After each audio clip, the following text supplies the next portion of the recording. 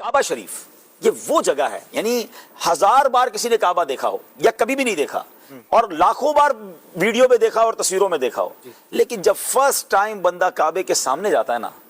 میں کہتا ہوں ختم ہے نا، جو اس کی کیفیت بنتی ہے وہ لفظوں میں بیان ہی نہیں ہو سکتی۔ بندہ اتنا سا ہو جاتا ہے، اس کو لگتا ہے کہ میں کہاں آ گیا ہوں،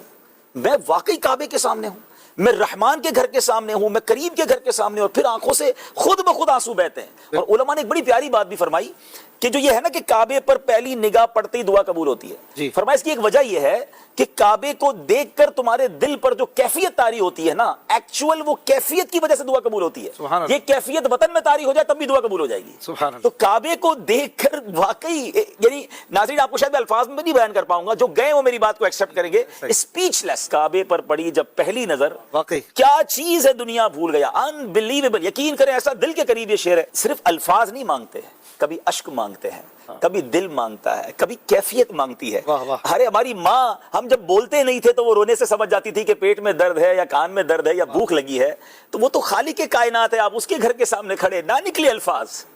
وہ ہماری کیفیت جانتا ہے کہ میرا بندہ کیا لینے آیا ہے، اس کے دل میں تمنا کیا ہے، اس کی پرابلم کیا ہے۔ بس کعبے کو دیکھتا رہے بندہ، کچھ زبان سے نہ بھی کہہ پایا تو کریم کے در پر آئے ہیں۔ مجھے بتائیں نا ناظرین، ہمارے اور آپ کے گھر پر کوئی آ جائے تو ہم کیا کہتے ہیں؟ یار گھر پہ آ گیا ہے، اب تو اس کا خیال رکھنا پڑے گا، مہمانوں کا کتنا ٹیک کیئر کرتے ہیں۔ تو جو کریم کے در پہنچ جائے اور پھر دکھی دل کے ساتھ پہنچے، تمنا لے کر پہنچے، تو نہیں آئے گا خالی، اس یقین سے جانا ہے مکہ پاک میں کہ اب اللہ کے گھر پہ جا رہا ہوں اور کریم کے در سے لے کر آؤں گا۔ واقعہ میں نے پہلے بھی سنایا، لیکن کہتے نا کچھ الفاظ ادھر لگتے ہیں کہ ایک صاحب نے بتایا کہ کعبے کے دروازے کے سامنے، اچھا میں نے کہا نا واقعات سب کے ساتھ ہوتے ہیں، تو واقعی کبھی کبھی تو وہ کہتے ہیں چنگاری ہوتے ہیں کچھ لوگ، برابر میں بیٹھ کر ایسے دعا مانگ رہے ہوتے ہیں یا ایسے الفاظ سے دعا مانگ رہے ہوتے ہیں، ہمیں کرنٹ لگ جاتا ہے کہ یار یہ کیسے بات کر رہا ہے اللہ تعالیٰ سے، اور اس کی کیفیت کیا ہے۔ تو یہ ہمیں نہیں پتا ہوتا کہ آس پاس کون کس کیفیت میں اور کس مقام والا آیا ہوا ہے۔ تو ایک صاحب بتاتے ہیں کہ کعبہ شریف کے بالکل دروازے کے سامنے ایک بلوچ سردار تھا، اور بلوچ سردار کیا کہتے ہیں، بلوچیوں کی اپنی ایک روایات ہیں، تو اس نے ایک جملہ کہا، کہتا یا اللہ ہمارے دروازے پر اگر کوئی دشمن بھی آ جائے نا